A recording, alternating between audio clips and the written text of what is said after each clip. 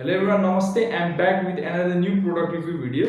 So आजको भिडियोमा चाहिँ मैले सुलभ सपिङबाट चाहिँ मोटु पतलुको ब्याग चाहिँ मैले अर्डर गरेको छु हैन। यो ब्याग मैले चाहिँ किन आजको अर्डर गरेको भनेको यो स्पेशली यो ब्याग भनेको किड्सहरुको लागि हैन, बच्चा-बच्चीहरुको लागि।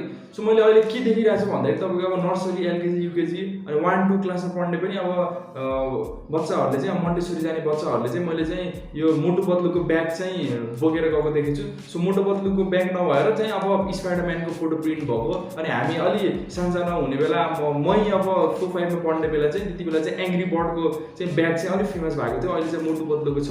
सो के कस्तो यो ब्याग रहेछ, के कस्तो अब यो अलि टिकाउ अलि मजबुत रहेछ चाहिँ यो भिडियोमा आज मैले चाहिँ हेर्नेवाला पनि छु, तपाईहरुलाई पनि देखाउनेवाला छु, भन्ने पनि छु यो ब्यागको बारेमा। सो धेरै ढिलो नगरिकन हैन, लेट्स स्टार्ट इट।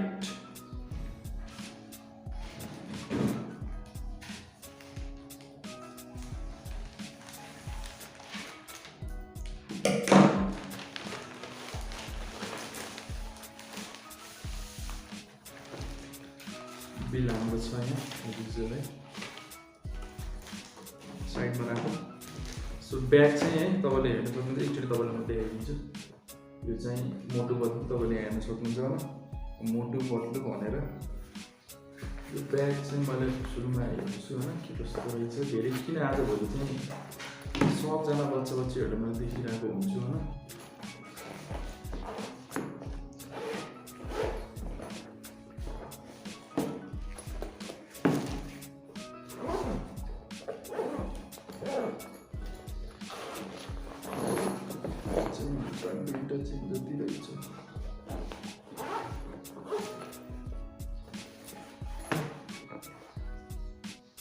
सो यो ब्याग चाहिँ मलाई हेर्न पर्दा चाहिँ हैन, तपाईहरु पनि एक्चुअली हेरिहाल्नुछ यो ब्यागलाई। सो यो चाहिँ त्यस्तो मलाई अलि यो जस्ट मलाई के लाग्यो भन्दाखेरि चाहिँ यो ब्यागको चाहिँ यो तपाईको जुन यो प्रिन्ट आउट तपाईले यहाँ देख्न सक्नुहुन्छ है मोटु र पतलुको, यसले गर्दा नै यो बच्चा-बच्चीहरुले बोकेको यो रहेछ यो ब्याग चाहिँ। मतलब यसको ओभरअल कुरा गर्नु परेमा चाहिँ मलाई यो ब्याग एकदम ठिकठाकै लाग्यो। त्यस्तो दामी टाइपको वाउ टाइपको मलाई लाग्यो नि यो ब्याग। किनभने तपाईको यो हेर्दा पनि तपाईको यो हेर्दा तपाईले यो जुन ब्याग हेर्नुस् तपाईले आफै यहाँ तपाईले हेर्न सक्नुहुन्छ हैन। यो जुन आजभोलिको ब्यागमा तपाईले यो त बोक्ने जुन चाहिँ तपाईको हुन्छ, यहाँ चाहिँ तपाईको अर्को यहाँ चाहिँ एउटा चाहिँ तपाईको एउटा चाहिँ सिलाइ गरेको हुन्छ। सो यो चाहिँ तपाईँ यहाँबाट निस्केको हुन्छ, त्यसले गर्दा चाहिँ यो ब्याग तपाईको अलि मजबुत पनि हुन्छ। तर यो चाहिँ तपाईको यहाँ माथिबाट चाहिँ यो सिलाएर हाल्दिएको रहेछ। यसले चाहिँ तपाईको अलि चुट्न सक्ने चाहिँ सम्भावना धेरै नै हुन्छ। अनि अर्को चाहिँ तपाईको अब यो साइडमा चाहिँ यो बत्तल राख्ने तपाईले हेर्न सक्नुहुन्छ। यो जाली यो नर्मल यो जालीको छ, यसले चाहिँ तपाईको छिटै च्यातिन सक्छ। यो मैले बोकेको पनि अब ब्यागहरु चाहिँ हेर्दाखेरि चाहिँ अब अलि छिटो यस्तो यो बत्तल राख्दा अनि यो बत्तलले गर्दाखेरि यो जाली चाहिँ च्यातिने हुन्छ। अनि अस्को यो यसको जुन सिलाइ गरेको यो पनि तपाईको एकदम पातलो जस्तो लाग्यो, त्यस्तो मजबुत तरिकाले चाहिँ सिलाइ नगरे जस्तो पनि लाग्यो।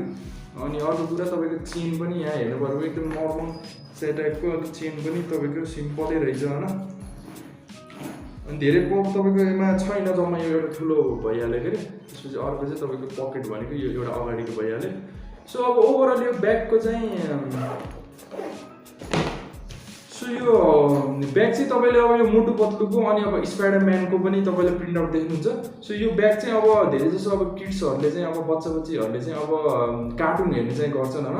अनि उनीहरुले चाहिँ अब जुन अब मनपर्ने फेभरेट क्यारेक्टर हुन्छ हैन, अनि त्यही टाइपको उनीहरुले अब भएपर जस्तो यो ब्यागमा पनि त अब धेरै जसो अब आजभोलिको बच्चा-बच्चीहरुले मोटु पतलु पनि हेर्ने गर्छन्, फलो गर्ने गर्छन् क्यारेक्टर। सो क्यारेक्टर भएको पनि तपाईको चाहिँ उनीहरुलाई चाहिँ अलि तान्छ कि उनीहरुलाई चाहिँ अब यो मोटु पतलुको फोटो छ यहाँ तपाईलाई उनीहरुले हेर्दाखेरि पनि यो फोटोले गर्दा पनि तपाईको ब्यागहरु उनीहरुले किन्छन् के। अब अरु चाहिँ यसको अब क्वालिटी वाइज त ठिकठाकै छ, त्यस्तो चाहिँ राम्रो चाहिँ मलाई लागेन। अनि तपाईको यही हो हैन, अब तपाई हेरिसक्नु भएको छ। अनि यसको तपाईको अब प्राइसको कुरा गर्ने बेला चाहिँ 500 हो हैन। सो 500 मा यतिको ब्याग चाहिँ ठिकठाकै हो हैन। अनि यो चाहिँ तपाईले अब मैले पर्सनली भन्नुपर्दा चाहिँ अलि यो तपाईको अब किनेपछि चाहिँ तपाईको अलि धेरै चाहिँ यसको टिक्ला भने हुनु त बच्चा-बच्ची हुनु फरक पर्छ। अब उनीहरुले चाहिँ अलि केयर पनि गर्दैनन्, तपाईको तान्नी यताउता गर्दा चाहिँ यो ब्याग चाहिँ तपाईको छिटै पनि च्यातिन सक्छ। सो यो ब्यागलाई चाहिँ अब म रेटिङ दिनु परेमा चाहिँ मलाई यो ब्यागलाई चाहिँ आउट अफ 5 मैले 2.5 चाहिँ रेटिङ दिन्छु हैन। ठिकठाकै छ हैन।